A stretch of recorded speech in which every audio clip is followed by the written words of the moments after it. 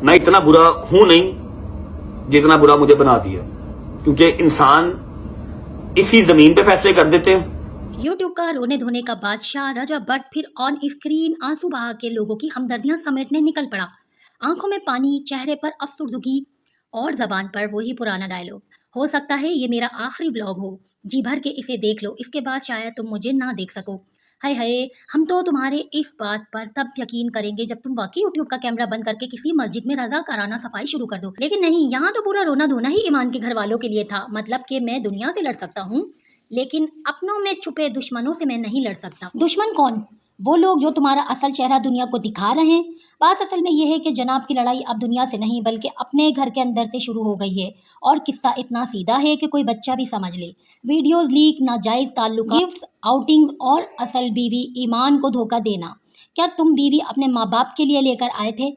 क्योंकि उसे तुम साथ रखते नहीं, उसके साथ तुम रहते नहीं। वो या तो तुम्हारे माँ बाप के साथ रहती है या फिर अपने भाई और माँ के साथ। तो जी अब आते हैं असल फिल्म की तरफ। जनाब का ईमान की फैमिली से कच्चा छट्टा बिगड़ गया है, लेकिन अपनी वीडियोस लीक होने और नाजायज ताल्लुकात की जिम्मेदारी लेने का नाम नहीं। जी नहीं, ये तो इनका पसंदीदा बहाना है। मैं बुरा नहीं हूँ, लोग मुझे बुरा बनाकर पेश कर रहे हैं। हाँ हाँ, वो सारी नाजेबा वीडियोस एआई का कमाल थी, हमें पता है। चलो मान लिया कि सब कुछ एआई का कमाल था। क्या एआई तुम्हारे साथ ज़हरा मलिक को आउट ऑफ कंट्री भी ले गई? अरे भाई, ज़हरा मलिक तो खुद आ गई एक पॉडकास्ट में, हाथ में गिफ्ट लिस्ट लिए। ये 45 लाख की घड़ी, ये 5 लाख का बैग, ये ब्रेसलेट, ये सब रजब ने मुझे गिफ्ट 3-4 दफा मुल्क से बाहर भी घुमा चुका है। वाह, ये सब सुन के ईमान का दिल तो चाह रहा होगा कि जमीन फटे और वो उसमें छुप जाए, या फिर रजब भट्ट को ही जमीन में गाड़ दे।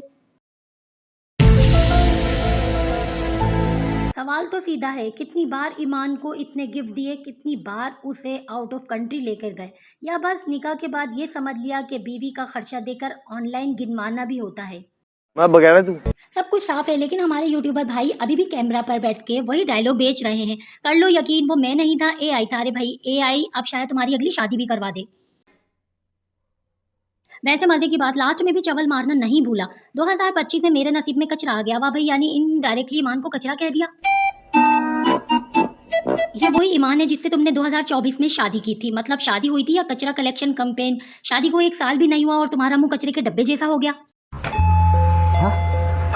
इनडायरेक्टली ईमान को जलील करने के लिए ये अल्फाज चुने। अब शेमा गोया है कि शायद जनाब ईमान को तलाक देके ज़हरा मलिक से शादी कर लें। कुछ लोग तो फरमा रहे हैं कि छुप छुप के निकाह भी हो चुका है। ऊपर से लीक मैसेजेस में ज़हरा पूछ रही है ईमान को तलाक कब देनी है, और जनाब आगे से फरमा रहे हैं वो अभी प्रेग्नेंट है, सब्र करो। सवाल यह है कि ईमान और आने वाले बच्चे का क्या होगा, क्योंकि बाप तो आगे बढ़ जाएगा, बीवी बदल लेगा, लेकिन बच्चे का मुस्तकबिल किसके रहमो करम पर होगा? 7 मिलियन सब्सक्राइबर्स पर, जिनमें से आधे तो तुम्हारे ड्रामे देख के बेजार हैं और आधे मजे ले रहे हैं, और कुछ जो हैं वो जो तुम्हें हीरो समझ रहे हैं, क्या वो तुम्हारे बच्चे को फीडर पिलाएंगे या वो तुम्हारे बच्चे के डायपर्स लाएंगे? और सबसे बड़ा सवाल, जब यूट्यूब की हाइप खत्म होगी तब तुम्हारे ये फीमेल फैन, ये ब्रांडेड गिफ्ट कहाँ होंगे? लेकिन ईमान का टूटा हुआ घर और बर्बाद जिंदगी हमेशा उसके साथ रहेगी। बात बिल्कुल साफ है, रजब भट्ट के पास 2 ही हुनर हैं, कैमरे के आगे आंसू बहाना और कैमरे के पीछे नए ताल्लुकात बनाना। बाकी रही बात इज्जत की, वो तो कब की व्यूज और लाइक के चक्कर में ये बेच चुका है। तो जनाब अब आप बताएं, ये जो यूट्यूबर मजलूम हीरो का मार्क्स लगाकर बैठा है, क्या असल में विलन नहीं? और क्या ईमान के लिए अब सब कुछ खत्म हो चुका है या अभी भी कोई मुआवजा बाकी है?